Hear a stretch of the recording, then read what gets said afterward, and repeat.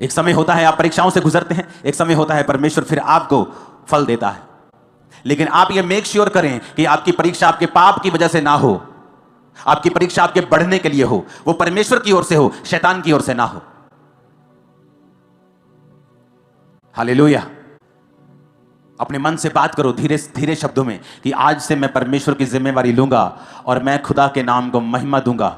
एक भी कर्म नहीं ऐसा करूंगा कि परमेश्वर के नाम को निंदा मिले। मैं और मेरा घराना हम मिलकर परमेश्वर की सेवा करेंगे। आमीन। ऊंचा ये आशीष हमारी है। हालेलुया। तैयार हो खुदावन की महिमा करने के लिए? पर्सनल जिम्मेवारी है आपकी लाइफ पर। परमेश्वर आपको देख रहा है, वो जानता है आपको, वो देखता है कि आप उसकी मैंने बहुत से लोगों को देखा है,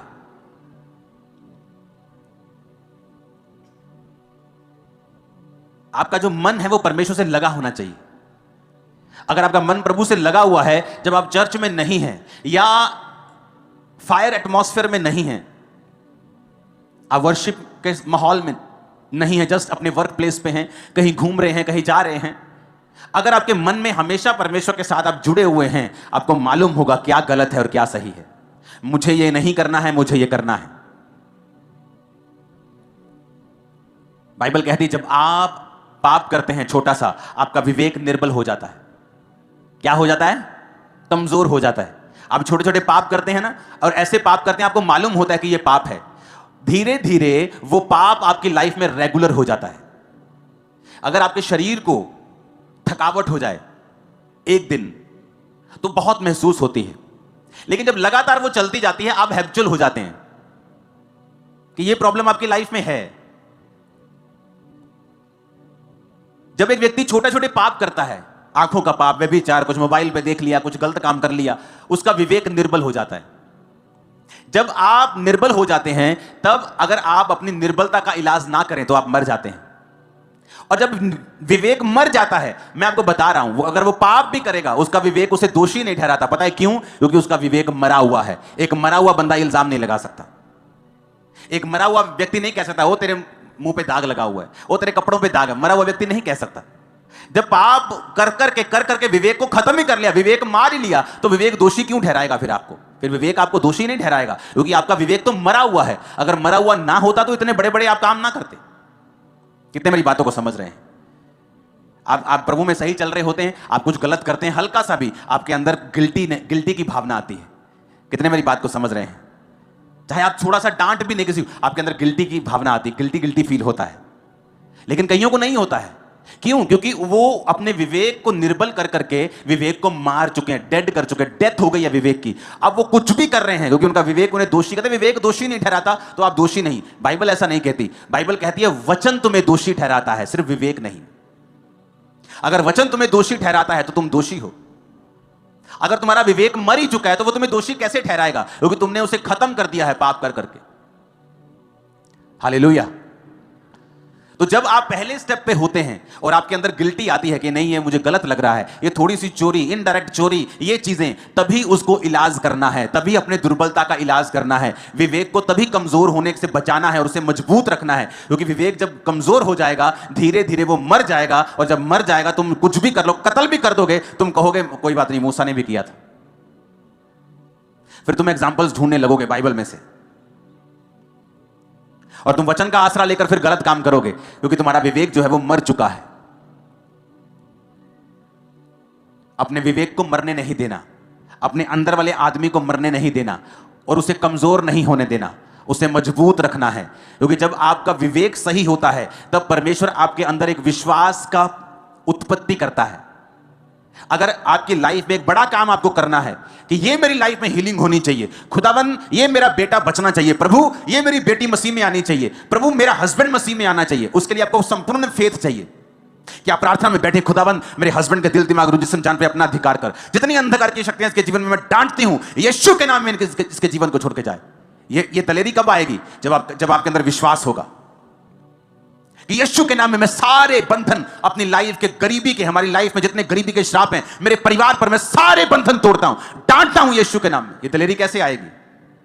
जब विवेक ऊंचा होगा और विश्वास हाई होगा। जब आपका विवेक निर्बल नहीं होता और आप विवेक मजबूत होता है, आपको पता आप किसी बात में दोषी नहीं, आपका विश्वास टॉप पे होता है। क्यों? जब आपका विवेक सही होता है, आपका कनेक्शन प्रभु के साथ तार जुड़ी होती है। जब तार जुड़ी होती है, प्रभु आपसे बात करता है, आपको सुनाई देती है। निर्बल विवेक में जब प्रभु बात करता है तो कभी सुनाई देती है, कभी आधी सुनाई देती है, कभी अधूरी, कभी सुनाई देती है, कभी सुनाई देती नहीं है। जब विवेक मरा हुआ होता है तो परमेश्वर चिल्ला चिल्ला के भी बात करे, आपको कभी मालूम नहीं होगा कि प्रभु क्या चाहता है। जब विवेक मजबूत होता है, उससे क्या होता है, आपका मन आपको दोषी नहीं पाता। आप जब प्रार्थना करते हैं, प्रभु के सामने जाते हैं, तो आपको एक हियाव होता है कि मैं जो मांग रहा हूं परमेश्वर मुझे देगा। बाइबल का जो विश्वास है आपके अंदर एक अजीब रीति का बन जाता है। और जब आपका विश्वास बढ़ने लगता है, आपका विवेक हाई लेवल पे होता है, आप प्रेयर करते हैं और शैतान भागता है। कितने मेरी बात को समझ रहे हैं? क्यों? अब आपको मालूम शैतान क्यों आपके विवेक को निर्बल करना चाहता है, ताकि आपका विश्वास कम हो, आपका कनेक्शन कंप्लीट ना हो, आपको प्रभु की आवाज सुनाई ना। आपको मालूम है एक बात, परमेश्वर हर एक जन से बात करता है। जरूरी नहीं वो आपसे कानों में बात करे, लेकिन वो हर एक जन से बात करता है। आपके सर्कमस्टेंसेस के द्वारा, वर्ड के द्वारा, आपके परमेश्वर के दास के द्वारा, किसी भी माध्यम के द्वारा आपसे वो बात करता है। अगर आपका विवेक निर्बल नहीं है, अगर आपका विवेक मरा हुआ नहीं है, आप उसकी बात को झट समझ जाते हैं, चाहे वो 4 साल का बच्चा क्यों ना हो, कि ये बात मुझे परमेश्वर ने बोली है।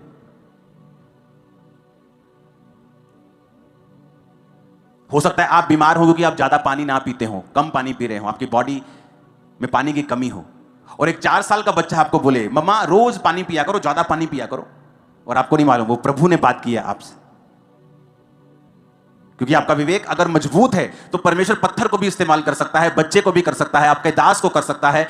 वो किसी भी चीज को आपको बताने के लिए और बढ़ाने के लिए इस्तेमाल कर सकता है। कितने मेरी बात को समझ रहे हैं? और शैतान क्या करता है, वो आपको एक छोटा सा पाप देके आपके विवेक को निर्बल करता है और मार देता है, ताकि प्रभु चाहे चिल्लाए भी आपको कभी समझ नहीं आए कि प्रभु क्या चाहता है। अपने विवेक को जीवित रखें और फिर देखें ये जर्नी कितनी एक्साइटमेंट से भरी हुई है, आशीषों से भरी हुई है। सताव है लेकिन बरकतें बहुत बड़ी हैं, परीक्षा है लेकिन महिमा परीक्षा से कहीं अधिक बड़ी है, और सबसे बड़ी बात अनंत जीवन कहीं अधिक बड़ा है, जहां इस देश के, दुनिया के बड़े बड़े राजे वहां पहुंच नहीं पाएंगे, बड़ी बड़ी पदवियों के ऊपर बैठने वाले उस अनंत जीवन तक नहीं पहुंच पाएंगे जहां आप और मैं पहुंच पाएंगे। हालेलुया।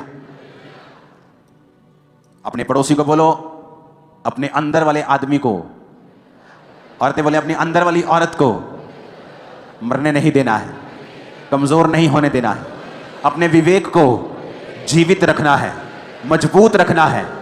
ऊंची आवाज में आमीन खड़काओ जरा, ऊंची आवाज। हालेलुया।